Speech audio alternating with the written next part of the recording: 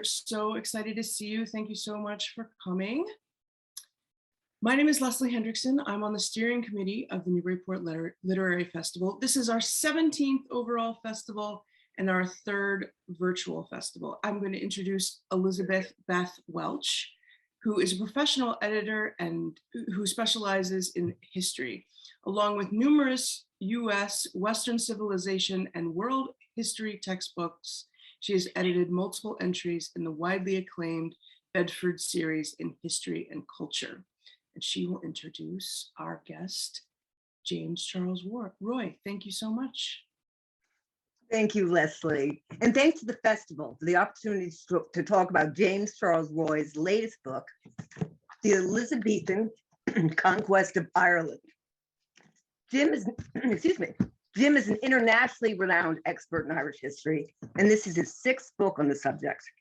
Others include The Fields of Athenry, A Journey Through Irish History, Islands of Storm, a Book of the Month Club and History Book Club selection, and a personal favorite, The Back of Beyond, A Search for the Soul of Ireland. He has also written the acclaimed The Vanished Kingdom, Travels Through the History of Prussia, as well as numerous articles on history and travel. He and his wife, the artist Jan V. Roy, indeed travel widely, but we here are lucky that they call Newburyport home. Hey, Jim. Okay, let's talk. To begin, let me quote your introduction to this session from the festival schedule. Anyone who's seen Kenneth Branagh's film Belfast might wonder just how a social situation as convoluted and poisoned as the one he grew up in could have come into being. The answer is 500 years of tortured Irish history, which has relentlessly pitted one socio-economic class of people, most readily marked by their religion, against another of a different persuasion, or to put it more bluntly, the haves versus the have-nots. A fabulous teaser. Could you amplify for us, Jim? Yes, Beth. And first of all, thank you for that nice introduction. I expected no less. Many people only superficially following events in Northern Ireland for the last 4 decades, let's say, would probably be more than a little shocked at the absolute venom with which Roman Catholics and Protestants view each other, particularly in Ulster, the northern part of the country, and the way they talk about each other in such violent terms. The really good detective stories by Adrian McKinty, the Sean Duffy detective stories, which are really good, there are 7 of them, would probably be an eye-opener for most readers who would like an insight to all of this bedrock of hostility. So as you ask, how did this all start? Well, during the time frame of my book, basically about 90 years between the start of the reign of Henry VIII, a larger than life figure, Great Harry, to his younger daughter, Elizabeth, who died in 1603. This was a time frame when England began getting serious about bringing Ireland under control. It was a time of tremendous flux in English history. The Reformation, begun under Henry and continued under his son, Edward, who died prematurely at 15. Then a violent switch back under Henry's eldest daughter, Mary, for about 6 years. Then another lurch back under Elizabeth when she came to the throne. So domestically, everything was in turmoil. Seething in the background were the politics of continental Europe, especially those concocted by Philip II of Spain. So it was a period of intense instability when the affairs of Ireland began to creep into the immediate vision of the Tudor kings and queens. Well, with so much going on, why did Henry and his children decide to embroil themselves in what had been a reasonably quiet, though disorganized, Ireland? Why didn't they let sleeping dogs lie? Money. It all came down to money. Always. Yeah. When Henry began the Reformation and began spoiling the church by, first of all, taking its property, I mean, 40% approximately of English property at this time was in the possession of the church. And also Henry went into the treasuries of these churches and spoiled them as well. When he spoiled Canterbury, for example, the scene of Becket's murder. Something like 50 carts were carted off to London full of treasure, you know, crucifixes, gilded things, vestments, all that sort of thing, which were stripped of their golden threads. So this gave Henry some immediate relief financially, but he was a spendthrift. As well as being a glory hound, his eyes were always fixated on France. All the English kings from William the Conqueror right up to Henry, they were all looking to the continent because that's where their ambitions lay. As Shakespeare said in one of his history plays, no king of England, if not king of France. But these were tremendously expensive enterprises that Henry was undertaking. And when he looked, as he occasionally did, to the west, to Ireland, he saw an undertaxed, really an untaxed country, but a rich agricultural country with great potential. But he wasn't gaining 1 shilling out of the place. He planned to change all that.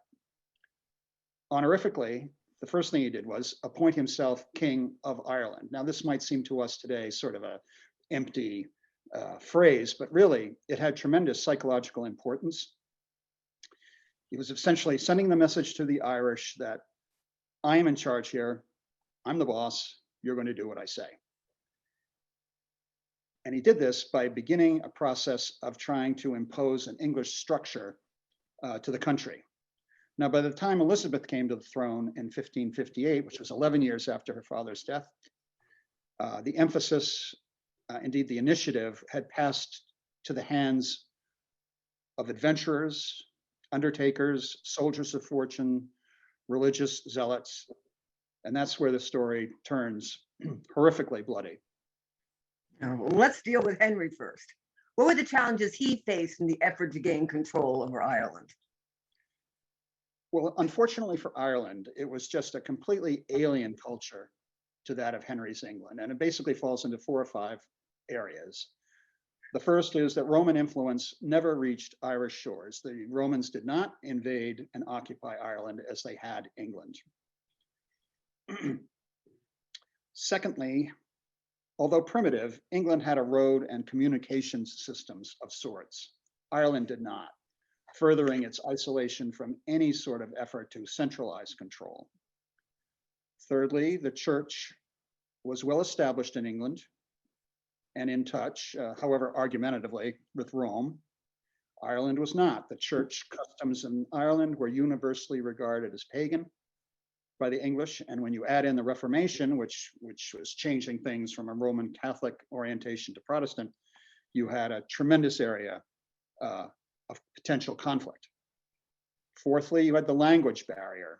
Gaelic is a non-Romance language, and it was a form of torture to many English interlopers who came over. In fact, one of Henry's commandments was, we are going to change the language that people speak from Irish to English. Finally, there was a legal structure. England's was based on Roman custom, organized, codified, understandable. Ireland's, from England's point of view, was incorrigibly chaotic. Okay. In the book, you deal with the legal structure mostly through Henry's attempt to normalize the ownership of land. Could you explain that?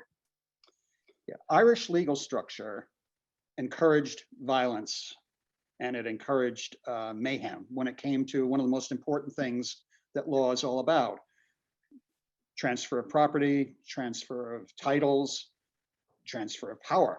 In the Irish system, when a clan chieftain died, the succession was opened up to what they termed the certain family. This meant multiple candidates were vying for the top spot. And in the tradition of Celtic historiography, that meant whoever was the strongest, because it was a warlike society. The man you wanted at top would be the man who could wield a sword, get into battle, all that sort of thing. So as multiple candidates vie for power, they are obviously competing against each other. And you come across the other Celtic important standard, which was man to be without blemish. So that's why in the annals you'll read terrible stories of young men being waylaid on the road. If they're not killed, they might have their eyes gouged out or one of their hands cut off, because you cannot wield a sword if you don't have a hand. So it all encouraged the strongman ethos. Now, the English point of view was primogeniture, which means, we all know what that means, I think, where the eldest son, no matter his capabilities, he's the one who inherits the title, inherits the land, and all the rest, the younger sons, they are cast off for their own devices. Now, what Henry did in almost 40 to 50 clan systems was his minions, his lord deputies, would select one man that they decided, oops, I gotta get rid of that. Sorry. That they had decided they were going to back. And they helped that one man, let's say a man named Ulick Burke. He was the first one that they tried this out on in County Galway, whose nickname, by the way, was the Beheader, Ulick the Beheader. So that gives you some ideas what it was for all these people. Anyway, they backed this man. They helped eliminate his rivals. And they said, okay, you are now in charge. Well, now we're going to bring you to London and we are going to invest you with an English title, the Earl of Clanricarde, which they did. They brought him to London. They dressed him up in robes. Henry knighted him. He's the Earl of Clanricarde, and he was to go back to his place in Galway and rule as an English feudal figure. The intended result would be taxable estates, predictable income, a more settled environment for agricultural development. And all this was going to be overseen by English lord deputies, who now began to be sent over with quite a good deal of regularity. This antagonized the Irish in several ways, because now local magnates no longer from Dublin could rule things. They had an Englishman there instead. And to make matters worse, he was generally a Protestant. This wrenching transition, as you explained, took decades to take hold. You said earlier that by the time of Elizabeth, the focus had changed. How so? Well, the turmoil brought on by the Tudors' attempts to transform the fabric of Irish society was exacerbated by the Tudors' choice of Protestantism as, quote, the state religion. And the Irish felt assaulted on just about every level: land, power, religion. The most powerful was land. Now, these English attempts led to a series of rebellions, many small, many sporadic, but eventually evolving into one gigantic rebellion, the Desmonds, down in the southwest corner of the island.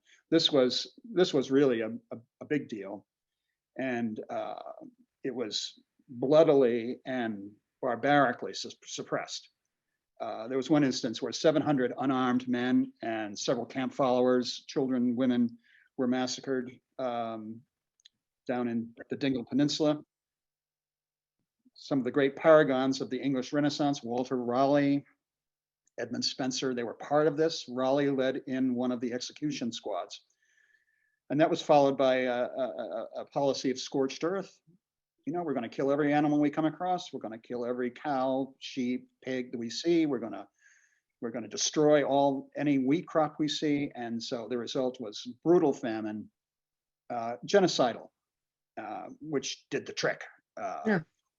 Now, the result of that were thousands of acres of land were thrown open to undertakers. That was the term used, undertaker. That's where the term originated. Basically younger sons of lower English gentry families whose prospects in England were slim because they were not the eldest son. And they came to Ireland as adventurers, men like Spenser, basically. Edmund Spenser is one of my favorite characters in the book. I had no idea this lovely poet was such a rabid colonizer. Can you talk more about Spenser? Spenser is one of them. I agree. I mean, I spend a lot of time on him. He is the dichotomy of the entire situation. A sublime poet, author of The Faerie Queen, which is really one of the great epics of English literature, although very few people read it today. As Virginia Woolf said, no one ever wanted the poem one word longer, but it is a supreme piece of work. He was at the center of the humanist coterie in the English court, men like Philip Sidney and Raleigh, and of course Spencer himself. I begin the book with a thing I call Briskett's Cottage.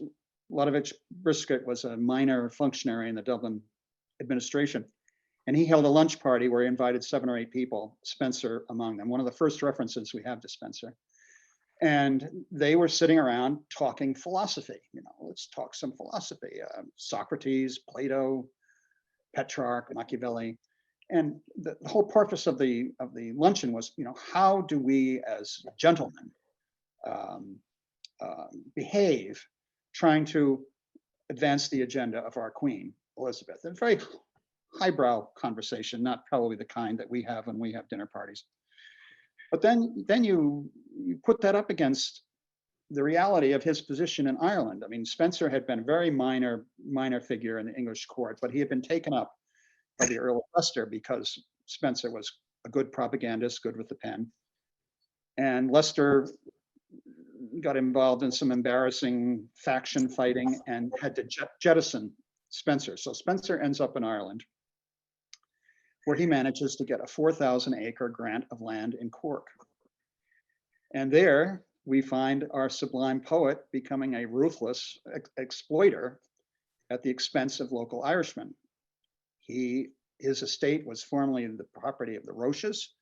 And what you have is about a decade of vicious back and forth between these two families, raiding each other's properties, stealing cattle, trying to steal workers, really bitter. And Spencer had no hesitation whatsoever in entering into this. I mean, this was his future. This was his livelihood.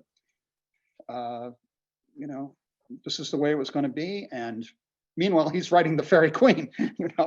It's really cross currents going on here.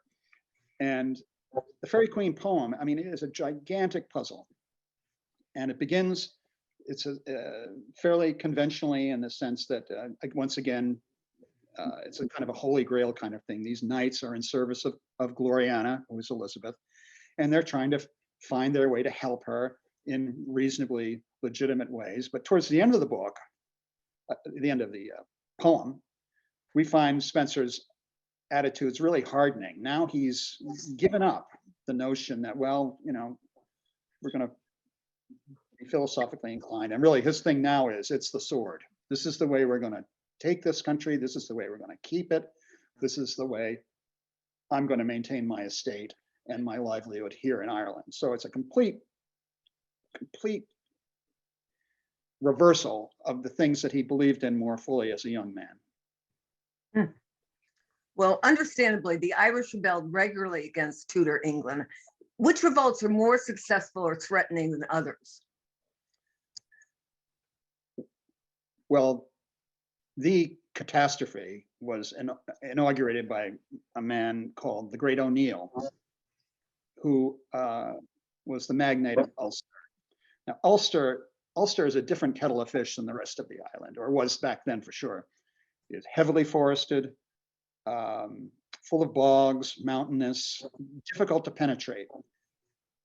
The Great O'Neill was a very shrewd Gaelic chieftain who had survived many intra-clan disputes and fights and everything. He had consolidated his position fairly well. But he was also very conversant with Englishmen. He had many English friends. He spoke English. He had spent time in England itself. He was playing off the English against the rebellious O'Neills in Ulster. He would say to the English, "I'm your friend." He would say to the Irish, "Look, I hate the English as much as you do." He was playing this balancing act, and very successfully. If the English had not constantly been pushing him, and why were they pushing him? They wanted his land. He never would have involved himself in rebellion, but it came to the point in the 1590s where the place blew up. And O'Neill took control of that movement and defeated the English several times in open combat, and was the final flowering of it was the point where the revolt spread to the entire island. And that is when Spencer was burnt out of his holdings. His place was destroyed. He lost a child in the pillaging. He and his wife fled to Cork City on foot in miserable weather. And then he volunteered to try and make it to England, to the English court, to report to the Queen what was going on here. He did so, and while he was there, he contracted some pestilence and died. So, what a mess. Elizabeth, at this point, we're talking the 1590s to 1600, is really in a tough spot. And it's interesting. If you look at traditional histories of Elizabeth and her reign, they will most likely concentrate on her dealings with Spain, who in 1588, tried to invade the country. She was involved with France. She was involved in the Netherlands. They don't really, conventional English histories don't pay much attention to the Irish aspect of this, but the last decade of her reign was completely absorbed with Ireland. They were the center stage, and her efforts to suppress that revolt were all consuming, and of course, bankrupting her. She sent over soldier after soldier. They all failed. The most important of whom was Robert Devereaux, the Earl of Essex, who's a figure many in our audience might know something about, basically because of a very famous play by Maxwell Anderson, famous movie with Errol Flynn and Bette Davis, this sort of thing. It's a good movie too, by the way. But anyway, she sent him over, and he failed as well. And he came back in a very rebellious frame of mind. And what you had was an attempt, farcical as it turns out, of a coup to topple Elizabeth and to create a protectorate, which he would lead up. But Elizabeth had never been in a more fragile situation. She had no one to trust. She had no family, really, to speak of. She had no confidants. She could trust no one, nor should she have. She came very, very close. Essex came very, very close. If he had had more determination and wasn't so irresolute, with 35 men, as I explain in the book, with 35 men, he could have removed her from the throne. It's incredible, really. Yeah. But after the failure of his rebellion, she sent over the Earl of Mountjoy, who was another ruthless man, and this culminated in a very famous battle outside the town of Kinsale, again, down in the south. And once again, this is so ironic. This happens so many times in Irish history. Irish came so close. The Spaniards had finally sent over a small force who had occupied the town of Kinsale. Mountjoy got all his men, 12,000 men, came down and besieged Kinsale. O'Neill then besieged the besiegers. And if he had been patient, if he had waited, disease was decimating the English. If he had just waited and calmed down and spent 2 or 3 weeks maintaining the siege, they would have broken Mountjoy. But unfortunately, O'Neill was surrounded by very excitable allies, and they said, especially O'Donnell, the great Red Hugh O'Donnell, we have to have battle now. Well, it was a disaster. The battle was over in 35 minutes, basically. And following that victory, in the next 3 or 4 years, you began the wholesale, outright expropriation of Irish property. When Elizabeth died, probably 80% of Irish land was in the possession of Roman Catholics. 50 years later, that was down to 22%. By 1700, 14%. No land in Catholic hands meant no power, which was one of the contributing factors to the mass emigration, first to the continent, and then, of course, after the Great Famine, to the United States. And all this ended up, going back to Branagh's film, Belfast, to the kind of apartheid state that was the rule of the day, and especially in Ulster, up until kind of now. and even now, the situation is very, very fragile. That reminds me of the praise the book has already received from other scholars of Irish history.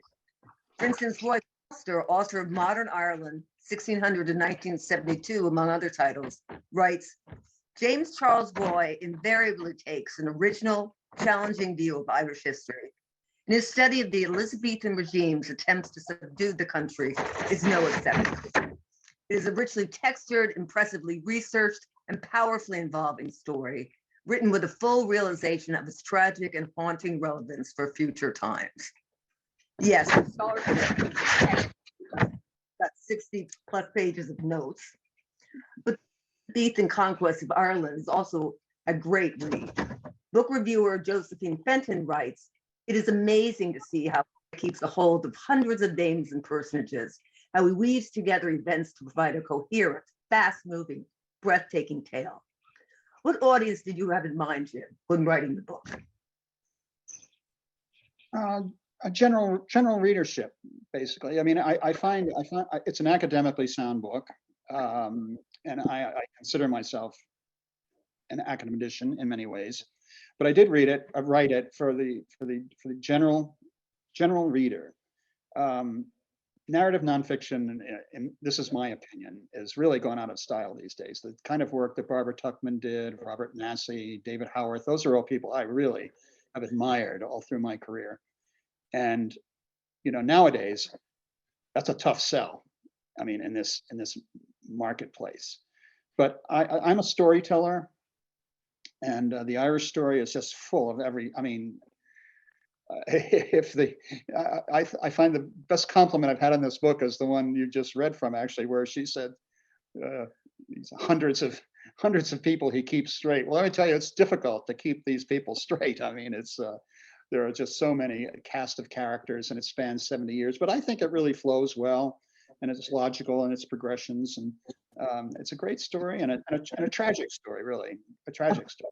Gosh, yes. Leslie, I'm having trouble with the Q&A. I think there's some questions that come in. Leslie?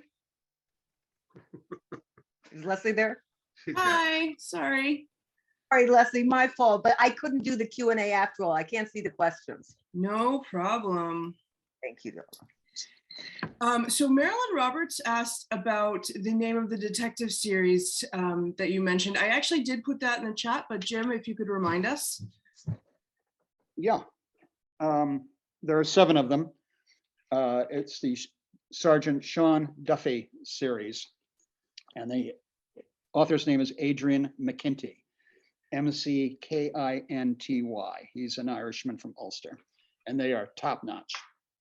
I especially like it when the detective, who is Roman Catholic, he lives in a Protestant neighborhood, which is rather a curious decision for anyone to make. And he's so frustrated at the end of the day, he comes back and drinks a disgusting drink, lime juice and vodka. I said, wow. A gimlet.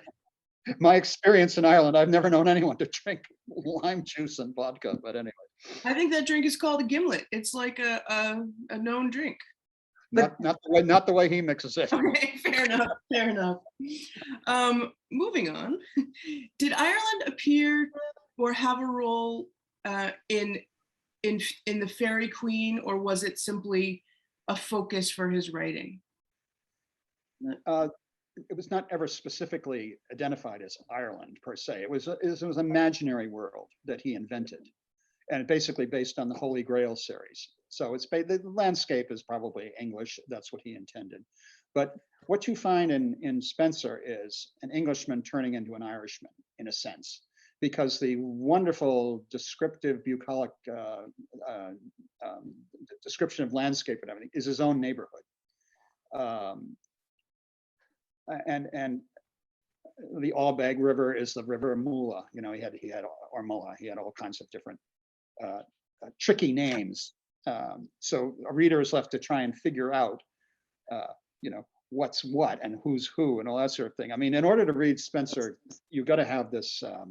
I don't have it right here. It's sort of a glossary and a guide. You really need a guide. It's pretty complicated. What's interesting about Spenser right now is here you have this incredible incredibly gifted genius. And yet in Ireland, he is very, he's ignored, let's put it that way. Ireland has come to grips with its history in many ways. For example, you now go through the countryside, you see commemorative plaques for the big house, you know, and talking about Anglo-Irish grandees. Well, you know, 30 years ago, no one would have ever done that in Ireland. But the one person who remains blackballed is Spencer, basically because he really advocated scorched earth genocidal measures to deal with the Irish. So, example, Kilcolman Castle, where he wrote The Faerie Queen. There's not a sign to it in the entire country. It's very difficult to find. It's really obscure. And Spencer is one of those people who will never be rehabilitated in Ireland, ever. Thank you. And Joseph is asking if you see any connections between Ireland and England and the UK and Russia. Oh.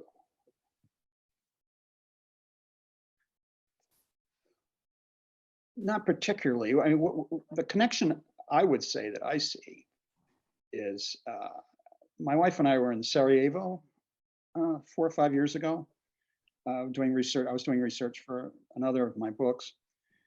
And I felt walking around the city, riding the subway, just interacting with people, there was kind of a feeling there that even though, you know, they had just gone through this tremendous civil war and more genocidal outrages and all that sort of thing. And you got the feeling that all you needed was a spark, just a spark, and the whole place would just erupt again. And that's what I've always felt when I've been in Ulster. And today, with the Unionist majority barely in the north, the minute the population starts to shift in favor of Roman Catholics and you get more and more impetus to reunite with the South, I feel, and I don't think I'm exaggerating, that a spark could blow that place up again too. So those are two similarities I see. In terms of Ukraine and Russia, I suppose the comparison there would be, you know, the Russians coming into trying to subjugate this country, their neighbor, and just totally squash them. So in many ways, that's a similarity too. But I think the Sarajevo thing is a little better. Oh, I wanted to ask Jim, one of my favorite aphorisms is that you can tell a book from its cover. Now, why did you choose Sir Philip Sidney for your cover image? Philip Sidney. Well, he was the son of Henry Sidney, who was a Lord Deputy 3 times in Ireland. And Henry brought his son Philip with him on one of those deputyships, and Philip Sidney was there for 4 months and returned vowing, I'm never coming here again. But Sidney was the exemplar. He was the man they all looked up to. He was the paragon of chivalry, the paragon of humanism, the poet, the courtier, the knight. And he was the man that Edmund Spencer, Raleigh, all these people looked up to. But really, and that's why he's on the cover. But the futility of this ethos was shown up by the way Sidney died. He was in a small group, 200 horsemen, I think. They were in the Netherlands fighting the Spaniards. And there was a skirmish about to begin. And Spencer noticed that the commander of his cavalry had discarded his armor. Why would anyone do that? Well, you know, did King Arthur wear armor? I mean, did St. George wear armor? No. So Spencer took off his armor and they went into combat, and he received a slight flesh wound, his leg, that grew infected, and he died an agonizing death 2 to 3 weeks later. And, you know, you have to ask yourself, for what? For the notion of chivalry. Well, he was an important totem.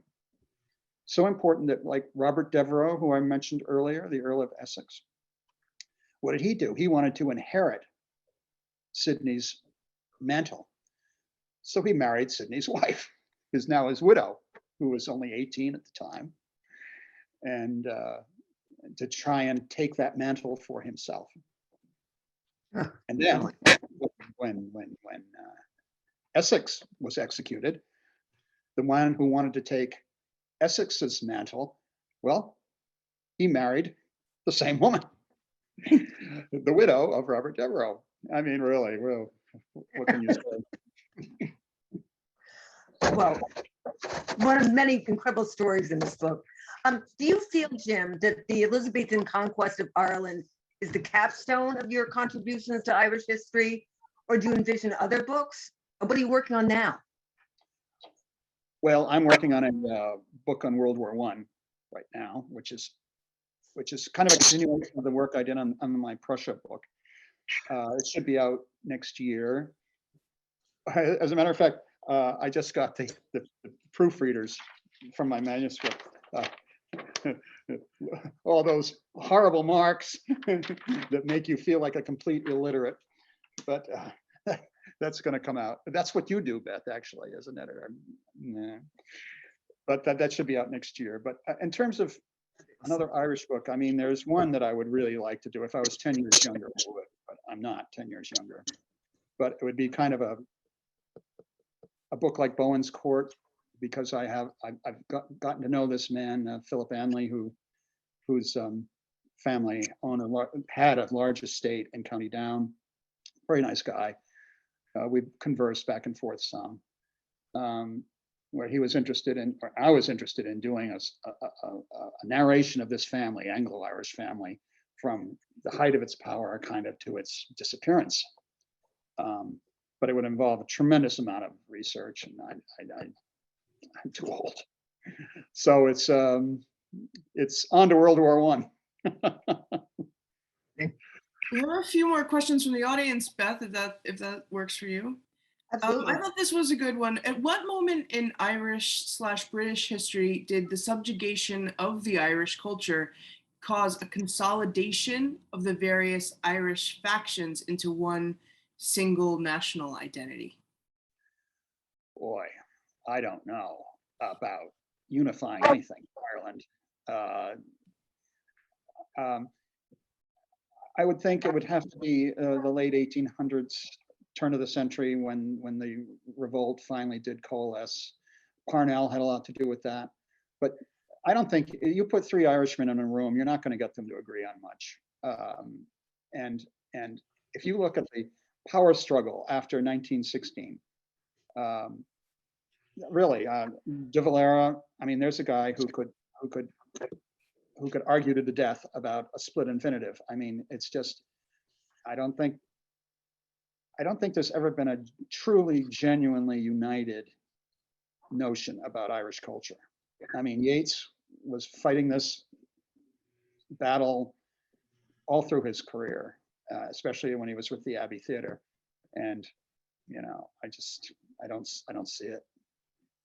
That is a good segue to another question from Tom. Which Irish poet do you feel best represents the difficulties the country has endured?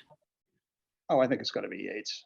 I mean, not only is he a supremely Irish poet, but he's also the greatest poet who ever lived, in my opinion. And he's so interesting. I mean, Roy Foster's 2-volume biography of Yeats is must reading for anybody who really is into Yeats. But here he is, an Anglo-Irish type with Protestant background and everything, who attempted with Lady Gregory to embrace portions of old Ireland, the peasant culture, if you will, and facing furious pushback from nationalist Roman Catholics. So I would say his life is a good exemplar for how difficult treading the Irish cultural scene often is. For example, in my book, if you go on to Amazon and look at what I call Twitter trash, you'll find a lot of people talking about my book and saying, you know, it's anti-Irish, like I hate the Irish or whatever. Given my plainly stated fact that this book was written from the English point of view, This is what the English felt about Ireland, not what I think about Ireland, you know. So, you know, you can step on a lot of toes when you get into Irish literature, culture, political arguments, whatever. I mean, everyone is very argumentative and it's all very contentious. Can you speak to the timing of the Anglicization of places and names in Ireland? And that comment, there's a follow-up comment from that, for that question, which just says that, I mean, the names of places in Ireland and family names need to be clear. So I guess she's just asking about the change in the names of places in Ireland. Well, you know, the Gaelic language suffered a dramatic decline after the famine. And the push on the part of the church especially was, we have to assimilate ourselves to what the current situation is, and that's English. And there's no future for people speaking Irish anymore. And that followed through in the grammar school level and in the languages that people were taught as kids and everything. I mean, Irish almost went out the door as a functioning vernacular and daily use. And of course, we've seen in the 20th century efforts to restore the language and regenerate it, but it's still pretty much an academic exercise. But anyway, that's when people anglicized the names of the villages and anglicized people's surnames and all the rest of that. Yeah. Gotcha. I think we have time for a couple more. Can you briefly describe Elizabeth's romantic entanglements? Robin.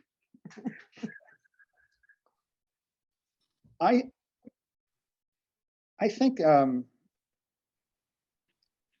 Elizabeth was definitely, as a young woman, when she first came to the throne, flirtatious. There's no doubt about that. She had led a very anxiety-filled youth, especially when her sister Mary was the queen. She feared for her life, and with good reason. There were many who wanted to see her dead.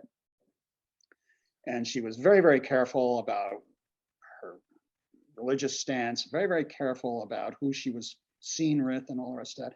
When she became queen, she became, for the next 4 or 5 years, extremely, wow, the wild set, having lots of fun and lots of suitors and lots of romantic entanglements. And the one, I would say, true love of her life was Robert Dudley, who was later the Earl of Leicester. They were definitely, I mean, I don't know if it was ever consummated or not, how would I know that? But they were definitely an item, and Dudley felt on many occasions that he would win the Queen's hand in marriage. But I think the Queen's background, being so insecure, once she began to realize, and I think she realized very quickly, that Dudley's ambitions, he wanted to wed her, but he also wanted to rule her and the country. And she wasn't going to go for that. She wasn't King Henry VIII's daughter for nothing. She realized that she was surrounded by very ambitious, amoral men, and she had to be careful when dealing with them. For example, she would not attend her Privy Council meetings. Mary, Queen of Scots, did in Scotland. She attended them with her knitting. You know, she sat at the end of the table and knit while the men argued back and forth in front of her. Elizabeth would have none of that. She did most of her conferring and making decisions one-on-one with people, not in the Privy Council. She was not going to be bulldozed by a bunch of men. And as she went along in her reign, she very well realized that all these suitors who were, you know, giving in love poems under her pillow and all that kind of thing were not sincere. And Robert Devereaux being the last of them, he was a favorite for sure, but I very much doubt she ever fell in love with him. I mean, it was too big an age gap. She was too wily to be seduced in any kind of way by people as ambitious as that. So her love life, I would say, flirtatious. She enjoyed being flattered, too much so. No doubt about that. She loved dancing. She loved all this sort of thing. She liked going to jousts and pinning her favor on someone's tunic. You know, you're my man for the moment. But no, they weren't going to get far with her. Right. Well, maybe we'll all go to a joust next weekend. I'm Well, sorry to say we're out of time, but this has been a lovely conversation. Thank you so much for being here and for being at the festival. Beth, Jim, thank you again so much. And everyone, I hope you have a great day. Thanks, Leslie. Thanks, Jim. Thank you, Beth, and thank you, Leslie. Take care, everyone.